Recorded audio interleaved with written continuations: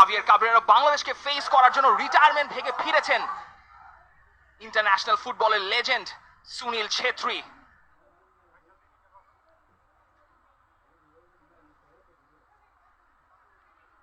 শেষ মুহূর্তের অপেক্ষায় কিক অফের পর সে অপেক্ষা পরিণত হবে অ্যান্টিসিপেশনে।